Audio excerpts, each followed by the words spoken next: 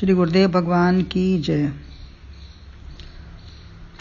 श्रीमद् भगवद गीता के 6वें अध्याय में अभी अर्जुन द्वारा प्रश्न हो रहे हैं कि अर्जुन का मन विचलित है थोड़ा सा। भगवान जो संयम की बात कर रहे हैं, आत्म संयम योग की प्राप्त कर रहे हैं, बता रहे हैं, तो उसमें अर्जुन का मन विचलित हो रहा है। तो अर्जुन ने 3 प्रश्न यहाँ किए। पहले 2 प्रश्न किए थे, फिर यहाँ 3 प्रश्न उनके मन में फिर आ रहे हैं कि ये कैसे हम अपने आत्मा को मन को बस में करें, मन बड़ा चंचल है। तो ये 37वें श्लोक में एक प्रश्न हुआ। अब 38 और 37-38 में 2 प्रश्न और उनके हो रहे हैं। 37 में एक पूरा हो गया अभी। तो अर्जुन पूछते हैं, मन इंद्रियों को संयत रहना है जिसमें धारणा ध्यान समाधि बताई है आपने, हमको सबको बस में करना है जिसमें ध्यान धारणा समाधि आई है। धारणा करके प्रतिक्षण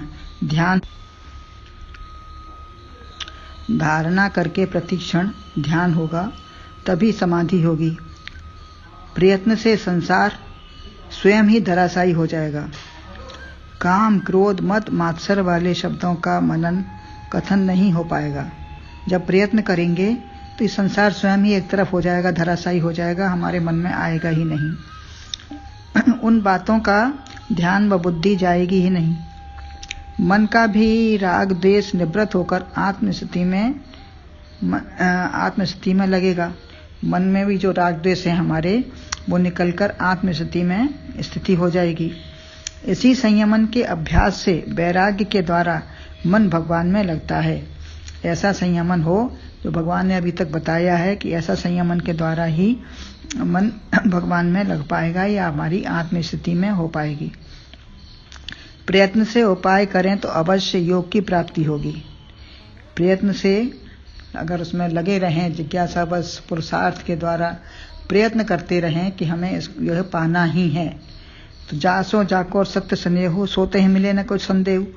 तो जब हमारा सत्य संदेह दृढ़ निश्चय हो जाएगा, हमारा संकल्प हमको क्या पूरा करना है, हम क्या हमारा लक्ष्य है, तो ऐसे अपने लक्ष्य की पूर्ति में लग जाएंगे। तो ऐसा नहीं या पूरा नहीं होगा, भगवान भी उसमें सहायता करते हैं। तो अर्जुन का प्रश्न हुआ कि यदि इसमें कोई भी कमी रह जाए तो क्या होगा। तो अर्जुन के यहाँ 3 प्रश्न हैं, 37, 38, 39 श्लोक में। तो अपना 38 श्लोक में अपने मन का संशय रखते हैं।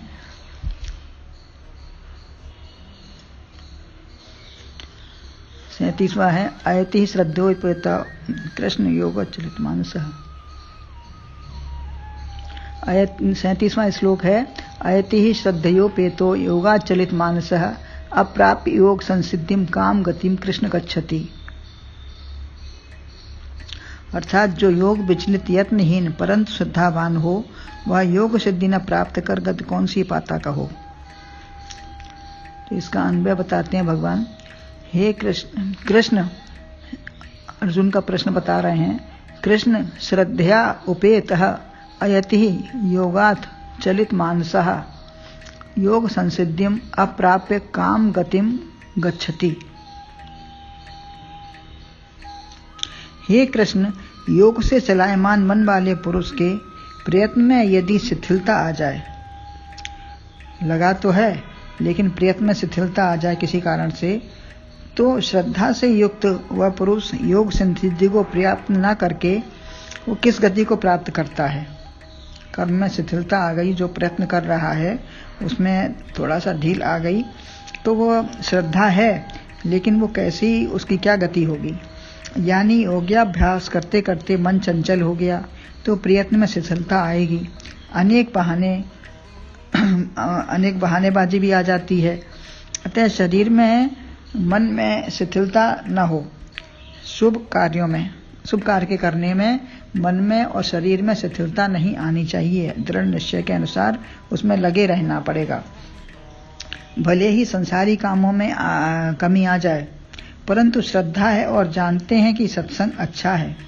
हमारी श्रद्धा है और हम जानते समझते भी हैं कि सत्संग ही अच्छा है, यही हमको नौका पार लगाएगा, यहाँ जाना भी चाहिए, इसी से मन ठीक रहेगा और कल्याण होगा। परंतु किसी परिस्थिति, बस जैसे दुख सुख कोई पड़ गया या वैभव बढ़ गया तो काम भी बढ़ जाएंगे, रजोगुण धंधा भी बढ़ेगा, रजोगुण भी बढ़ेगा। जब वैभव बढ़ेगा तो रजोगुण धंधे भी बढ़ेंगे। थोड़ा संसार बढ़ा तो परमार्थ घटने लगता है, जब संसार बढ़ता है तो परमार्थ भी घटने लगता है। यद्यपि सबके लिए ऐसा नहीं है। जब शरीर का सुख, शारीरिक सुख, आराम अच्छा लगने लगा तब साधना में जो बढ़ रहे थे वह घट जाए, तब घट सकती है। जब हमको शारीरिक सुख में मन चला गया तो हमारी साधना कम हो सकती है। साधना भी कई प्रकार की है, जैसे धर्म कर्म किए, इससे देवलोक की प्राप्ति हो गई। मन यदि इससे भी हट गया तो धर्म कर्म छूट गए, तो वह लोक भी नहीं मिला। जब मन इससे भी हट गया, साधना जो साधना कर रहे थे धर्म कर्म करने के, तो उससे भी मन यदि हट गया तो वह लोक भी नहीं मिला।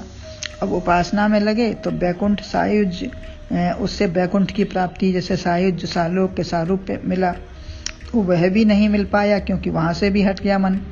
साधना छूटने से उपासना रूपी साधना भी छूट गई तो वहां से भी मन हट गया। तब बचा ज्ञान व सिद्धि की अवस्था। समाधि या आत्म साक्षात्कार से मोक्ष होता है। जब समाधि में, एकांत में, ध्यान में बैठेंगे या आत्म साक्षात्कार कर लेंगे तो इससे मोक्ष की प्राप्ति है। अतः जब धर्म कर्म उपासना आत्म साक्षात्कार सब छूट गया, कहीं भी किसी घाट के नहीं रहे, ना इधर के ना उधर के, सब धीरे धीरे छूट गया, मन हमारा विचलित हो गया, तो योग में भी मन नहीं लगता, चलाए मन हो गया। तब यत्न में कमी आ गई, सारे यत्नों में कमी आ गई, पुरुषार्थ करना छूट गया।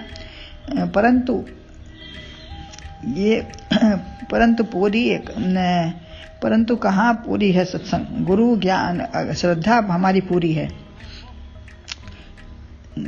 काम छूट रहे हैं, पुरुषार्थ छूट रहे हैं, कर्म कम हो रहे हैं, हमारे सेवा कम हो रही है, परंतु श्रद्धा पूरी है। सत्संग, गुरु शास्त्र में व गुरु मंत्र में पूरी श्रद्धा है। श्रद्धा है सब में, इसमें विक्षेप नहीं। आप श्रद्धा नहीं, अगर श्रद्धा नहीं बिगड़ी, परंतु बिना प्रयत्न के कुछ नहीं मिलेगा। हमारी केवल श्रद्धा होने से बैठे ठाले तो कुछ मिलेगा नहीं, कुछ ना कुछ करना ही पड़ेगा। सेवा, सत्संग, ध्यान, भजन, उपासना, कर्म तो करना ही पड़ेगा। यदि हमारा वो सब छूट जाएगा तो हमें कुछ नहीं मिल पाएगा।